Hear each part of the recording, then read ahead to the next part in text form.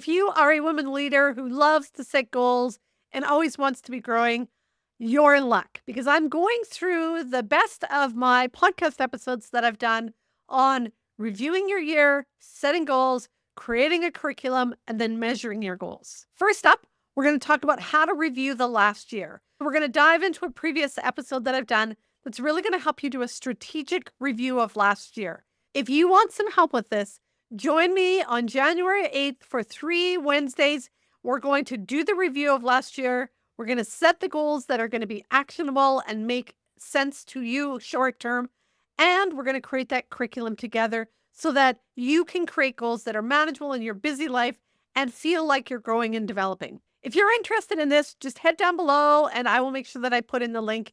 You can also go to kathyarcher.com/goals-training, and that will get you there as well. Let's dive into the episode on reviewing last year. If you are one of those nonprofit leaders who likes to set goals for your team and your organization, and you like to set goals for yourself, then you are going to love this session because we are going to dive into what you need to do before you start setting goals for yourself. Today, we're going to talk about taking a strategic look back over the last year, or perhaps the last quarter, if that's how you do your goals, to identify what you've done, who you've become, so that you can set goals for the next session that you're setting goals for, either quarter or year. Welcome to the Surviving to Thriving podcast that helps women leaders in nonprofits get out of survival mode and thrive in both leadership and life. I'm your host, leadership development coach Kathy Archer, and I help women leaders enjoy impactful leadership. Before we dive into the podcast, I want you to know that there is a worksheet to go with today's episode. In the links below, you will find the link to go get the worksheet. I'm going to go through this worksheet today so you can just listen and you can grab the worksheet after and work your way through it. Before we get to the worksheet, let's talk about goal setting. We often set goals for our organization and we do all these lovely strategic plans. And some of us, not all of us, have our own performance appraisal goals or goals that the organization says that we should be working on. Those are important. It's good that you have those. Not everybody does. And I also strongly encourage you to set some goals for yourself. Often these type of goals that I'm talking about are more than achieving something, ticking something off your to-do list, saying you accomplished this, finished that, did this. The goals that I often talk about with the women in my membership, the women that I'm coaching, are more about growing yourself and developing yourself, both as a person and as a leader. That's incredibly important for you because leadership is not about doing things and ticking things off the to-do list. Leadership is about a way of being. Most importantly, it's about authentically being you. So if you want to lead with integrity, if you want to lead authentically, if you want to lead with your strength of character, if you want to lead in a way that feels good and that people respect you and admire you and get along behind the message that you're sharing, then you got to be yourself and you got to figure out who you are and how you align with who you are. That's understanding your values. It's knowing your strengths. It's managing that self-talk that goes on in our head that keeps us from feeling confident. It's knowing what our triggers are and being able to manage those triggers so that we don't lose our composure when somebody pushes one of our buttons. That's all not something you're going to learn by ticking to-dos off on a to-do list. Those are things that take time, a little bit of training and knowledge and information, lots of self-reflection, lots of going back and going, okay, I know that I get triggered by this situation, but I'm still not able to manage my emotions when I get triggered. Now what do I do? And so those are the types of goals that I encourage you to set so that you can start to feel more confident, more capable, more in control as you lead your team. To start that process, I encourage you to look back over the last year first. I'm going to walk you through this worksheet that I said you could go grab and download to give you some ideas of some of the questions that I encourage you, my students, my coaching clients to go through to get a sense of what's happened over the last year, how have I grown. That lays the foundation for going forward. So let's review for a second. You should be setting your own goals. Before you set those goals, you need to look back. When you're looking back, we're not looking back at just what you've accomplished, but who you've become. Which brings us to the worksheet. The worksheet gives you a quick overview of a few areas. In my membership site, I have a course called the Annual Analysis that actually has 12 pages of very similar questions. And I'll give you an idea of some of those towards the end of the podcast, where you can get a sense of, if you want to go deeper than today's episode, what you can do and some of the questions you can ask yourself. But for now, I'm going to walk you through these ones on this worksheet to give you a sense. Where I suggest you start is pick 4 situations over the last year, 2 that you felt good about, maybe excelled at, maybe felt competent in, and 2 that maybe didn't go so well. And then I want you to take these same questions and kind of run through those 4 scenarios and get a sense of what was going well and maybe not so well, to figure out how you've done and perhaps where you want to go in the new year. First question is, at this time, so one of those 4 scenarios, I describe my mindset as. Now, a mindset is something that I've really talked about a lot. If you go back through some of the podcasts, if you are in my membership site, you'll know this. We talk a lot about those mental models in our head. We talk about the fixed and growth mindset. We talk about being positive or negative. We talk about just managing that mindset, because the mindset is often, I'm not good enough, I'm not capable enough, this is really hard. Those are those thoughts that create that mindset. When you go back over this situation and look at what was my mindset here, you start to get a sense of, was that working for you or maybe not? So let's take 2 scenarios. Let's take one situation where you were doing a project, things were going along tickety-boo. Maybe another situation where you're doing something, perhaps going through accreditation, where things were a bit more stressful. In that first mindset where things were going along great, you might have sort of had that can-do mindset. You're like, I've got this, I can do it. You were positive, you were optimistic, you were hopeful, you were engaged. Maybe when you were working through accreditation and stressed to the max and everything was going on, your mindset was more of overwhelm, exhaustion, frustration, this sense of, we're never going to get this all done. And you can see just quickly already by looking at those 2 mindsets how they impacted the way those 2 situations went. So then you can start to look at your own process going forward. How do I manage my mindset? What impacts my mindset? How do I learn to get a mindset that's going to help me be more like the first scenario? That's what will start to lay that foundation for setting goals going forward. Second question to take into consideration in these 2 scenarios: how is my self-care? If you've taken any of the training from me, you know that I talk about the fundamentals. How are you eating? Were you moving your body? Were you making sure that you were taking some slow, deep breaths and breath work that helped you keep your stress level down? Were you feeding your soul? Were you doing some of those things to rest? How was your self-care habits? When you were being productive, maybe you were getting a good night's sleep, you were eating well, you were getting up and moving around every hour on the hour to make sure you were able to come back and stay focused. Maybe when you were going through accreditation, came in early, stayed late, didn't take breaks, struggled sleeping. Yeah, there's something to be seen there.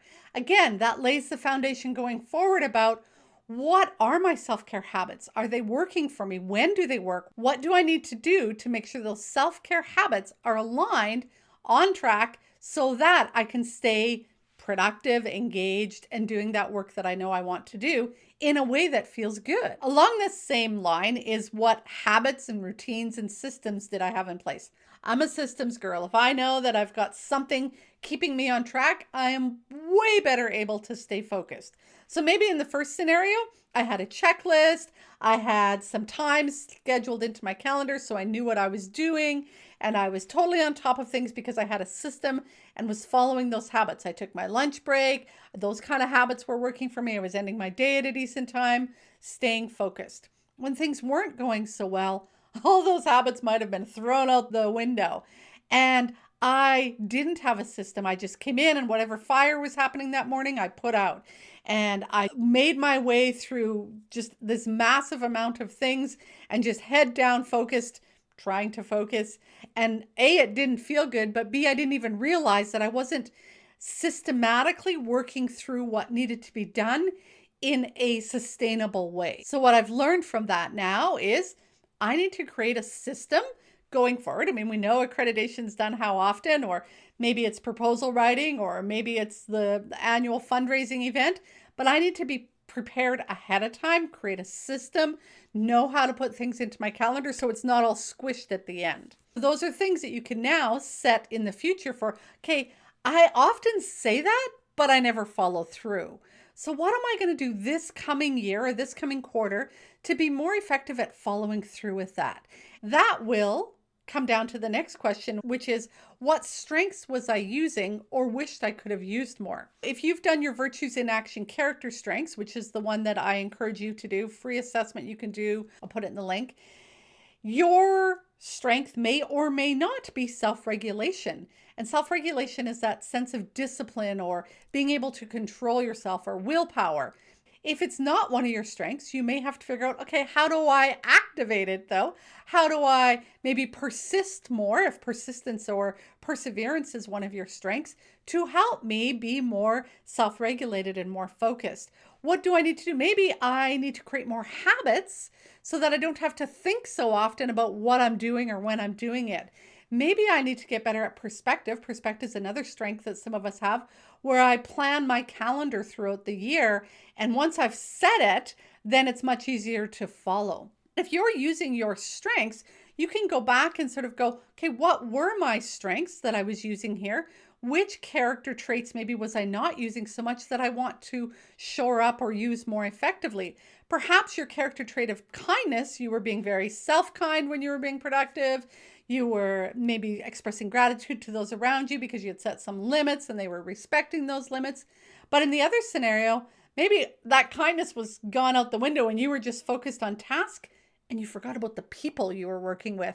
I've done this. I have done this a zillion times. When my head gets focused on a deadline and a project, I forget the niceties. And then everybody gets tense and cranky. And then it just turns things into a mess. And it gets way more stressful than it needed to be. So I know that I have to make sure that I'm continuing to activate that kindness, that gratitude, that sense of hope, and bringing in those elements, even though we're under the wire with a deadline. Next question is, how did my values play a role in all of this? In the values verification course, which is a course inside my membership site, I walk my students through really both identifying, clarifying, making sense of their values. If your value is family, if your value is honesty, if your value is kindness, your definition is way different than mine. And how that shows up for you at work is going to be different than it shows up for me. And it's probably going to be different when you're 22 and when you're 35 and 60. Values change. And we have to really evaluate our values and bring them to mind more often. Whenever we're struggling, it's usually because two competing, equally important values are at play here. So if we're not connected to those values, that's often why we feel icky, but we don't know why. When I was dealing with accreditation and I was cranky and pushing my staff and trying to get through, I have a high value of excellence, but I also have a high value of family. And I was neglecting my family. And I was just kind of like blinders on. I can't pay attention to that right now. I just got to get my work done. But that's partly why I was feeling that friction and feeling icky. I had neglected that value. I'd also neglected the value of I love my body and myself and I want to take care of myself, and wellness and work-life balance is important to me. I threw that one out the window too at that point in time. But when I was most productive, I kept those in and I made sure that I was doing those. And so that tells me something about my values and how I need to hold them, both, all of them, whichever ones come into play in the situation, and step back and evaluate those as I'm going through these situations so that in the future, I'm better able to manage stuff with my values intact, which, by the way, also helps you be seen by others as being in integrity. When you walk your talk, family's important, guys. Make sure you're, shutting down at the end of the day. Take your time off. Don't work so hard. And then you're the one doing it. You're not seen as being integrity. Certainly my staff didn't see me as being integrity when I was doing that. So we have to step back and look at those too. Now, once you've kind of gone through those questions, that's when you have some foundation for really going forward and setting goals for the new year. So now I want to give you a few more questions if you are one of those ladies who really likes to do this self-reflective work, really get deep into this. I'm going to give you a few more examples from the 12-page worksheet that I do inside the annual analysis course. But before I go there, just a reminder that if you want this worksheet, the link is below. These questions now that I'm going to give you come from the course, The Annual Analysis, which is inside of my membership site, the training library.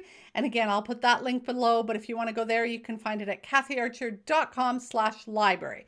So inside of the library, I put courses and worksheets and stuff. Every month you're getting new information to help you lead with that authenticity, feel like you're growing yourself and developing yourself as a person and as a leader, as well as just the skills and tasks that you need to do in your leadership role.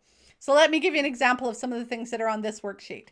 What have I learned about myself this year? I realize I'm what?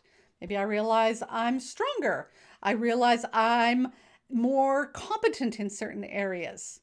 I identified this about myself. I still struggle with networking meetings. I don't like them. They're not my favorite thing in the world. I know this clearer about myself than I have ever known before. I love leadership when it's going well.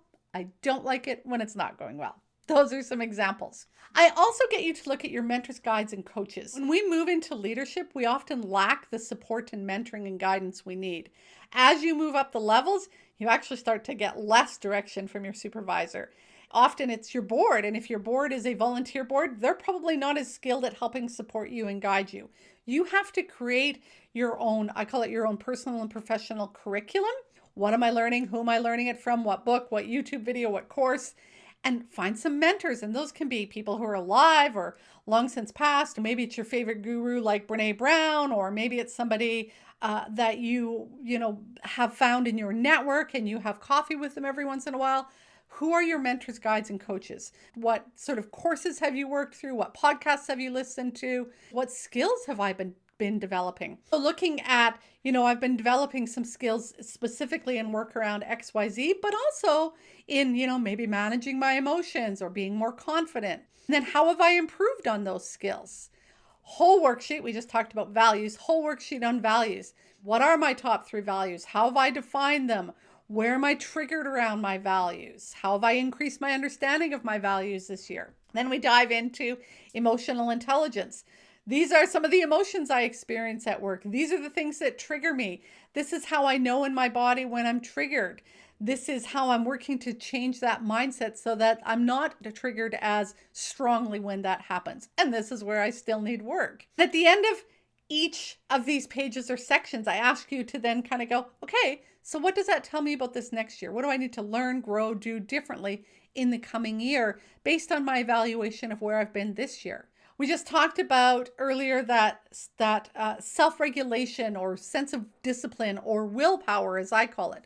There's a whole course in the training library on your willpower essentials, which helps you manage your emotions, stay focused on a task, avoid email and your phone constantly, and of course, resist the urge to eat everything in sight, especially if you're working at home. But this helps you start to look at that. How am I managing my thoughts, my feelings? How am I avoiding distractions? Where am I better able to focus, or how am I doing with my focusing? There's been some tools in the course that I've given the students to help with that, so they get to look at that as well. Next up is a really important one, is how have I been managing my self-care fundamentals? And so I just talked about those fundamentals: eat, move, rest, spirit, and your breath work. How are you navigating those? And so we're talking about, have I been eating a well-balanced diet? Have I been stretching my body? Have I been moving it every hour? Am I taking lunch breaks? Am I doing something to fill my spirit, my soul, going for a walk, connecting to nature, doing art? Am I connecting to my breath regularly, practicing mindfulness?